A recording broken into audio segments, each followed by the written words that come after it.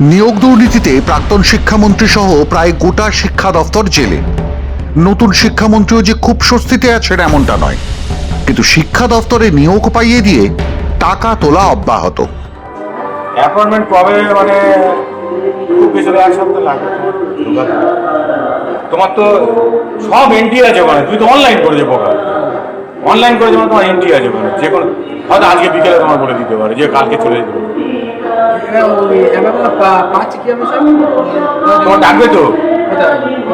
না না, কলকাতা না, যাবো না, আমার গার্লস স্কুলের কাছেই হবে সেন্টার। ওখানে তোমার ডাকবে, গিয়ে তোমার জিজ্ঞেস করবে মানে কম্পিউটারে কিরকম দক্ষ জিজ্ঞেস করে নেবে, ওইটুকু জিজ্ঞেস করবে। তারপরে কিন্তু তোমার কোনো চাপ নেই, তো কোনো চাপ নেই, তোমার সিগন্যাল চলে যাবে দাদা, কোনো চাপ নেই, ওটা তোমার ভাবনার কিছু নেই। আমি বলছি তাহলে মোট কত হলো? 1.5 লাখ দেবো। 1.5 লাখ চাপ নেই, তুমি সঙ্গে আছো, কিন্তু পরে আমার বদনামটা দিও না। চাকরি তুমি পাবে নিশ্চিত। আমি বদনাম না, আমি কি বলছি, আমি ওইসব তালে থাকি না। কারণ নাসিরদারকে জিজ্ঞেস করলে বুঝতে পারবে, ধ্যানেশের জিজ্ঞেস করলে। আমি অত্যন্ত খটকা ছিল, রাগি ছিল। আমি দেখেছো, আমি অত্যন্ত রাগি ছিল। আমি ওই কারোর অন্যায় প্রশ্রয় করি না, কারোর ওই টাকা বাই দেওয়া পার্টি করতে হবে এসব আমি তালে থাকি।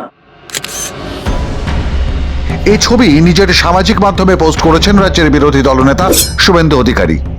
টাকা তোলার কথা বলছেন যিনি, তিনি ডায়মন্ড হারবার লোকসভা কেন্দ্রের কুলপি ব্লকের তৃণমূল কংগ্রেসের সভাপতি সুপ্রিয় হালদার।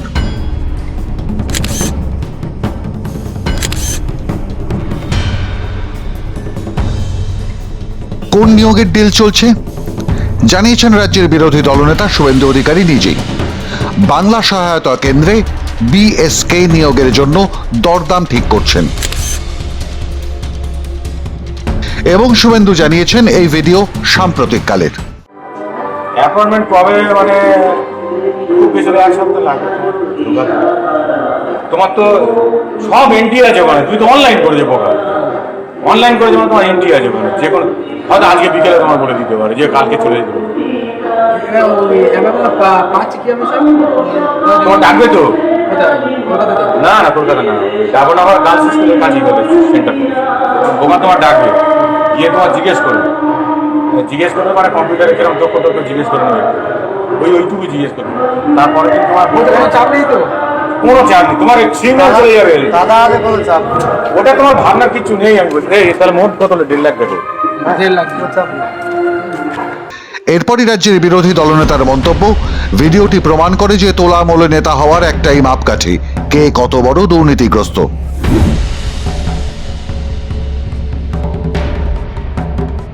কিন্তু কে এই সুপ্রিয় হালদার, যার এমন ক্ষমতা, যার একটি কথায় বাংলা সহায়তা কেন্দ্রে চাকরি হয়ে যায় বেকার ছেলেপুলেদের? কে কতটা কাজ জানে তা দেখার দরকার নেই, শিক্ষাগত যোগ্যতা কি তাও জানার দরকার নেই, শুধুমাত্র একটি যোগ্যতাই প্রয়োজন, টাকা দিয়ে চাকরি কিনতে হবে।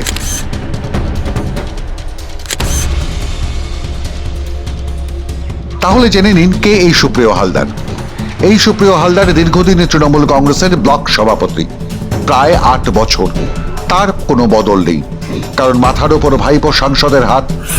বর্তমানে পঞ্চায়েত সমিতির শিক্ষা কর্মাধ্যক্ষ। কুলপি অঞ্চলে বলা হয় বিধায়ক যোগরঞ্জন হালদার হলেও কুলপি নাকি চলে সুপ্রিয় হালদারের কথায়, কারণ বিধায়ক যোগরঞ্জন হালদারের ডান হাত হিসেবে কাজ করতেন এই সুপ্রিয় হালদার।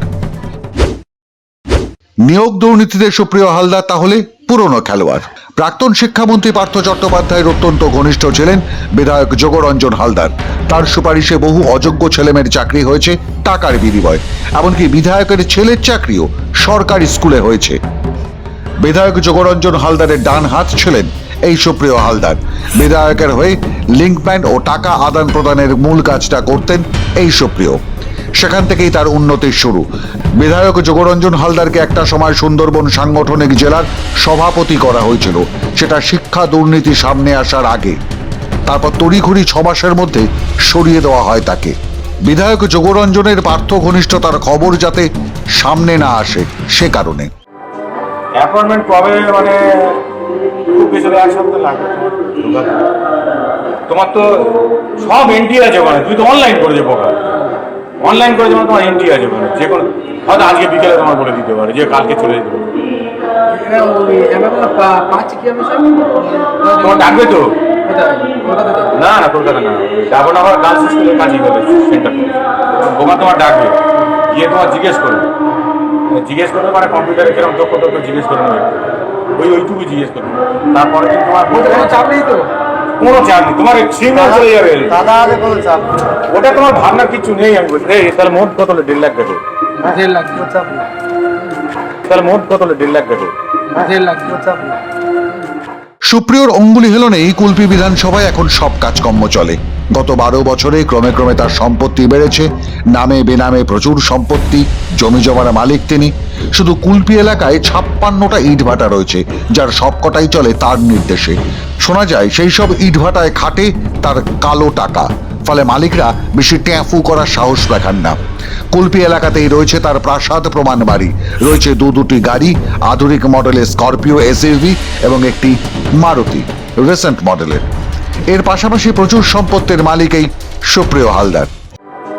অ্যাপয়েন্টমেন্ট কবে মানে খুব বেশি হলে 1 সপ্তাহ লাগবে। তোমার তো সব এন্ট্রি আছে ওখানে, তুই তো অনলাইন করেছে বোকা। অনলাইন করে যেমন তোমার এন্ট্রি আছে ওখানে, যে কোনো হয়তো আজকে বিকেলে তোমার বলে দিতে পারে যে কালকে চলে যেতে পারে।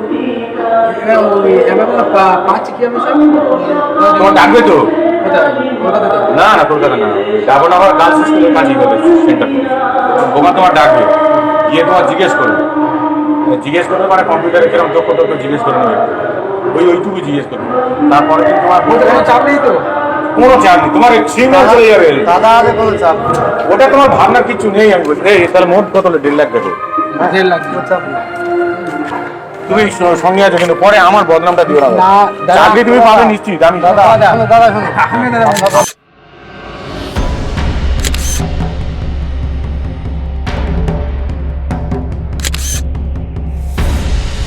এলাকার তৃণমূল সূত্রই জানাচ্ছে, নিয়োগ দুর্নীতি কাণ্ডে দক্ষিণ 24 পরগনা থেকে যে পরিমাণ টাকা উঠেছে তার সবচেয়ে বেশি টাকা দিয়েছে কুলপি।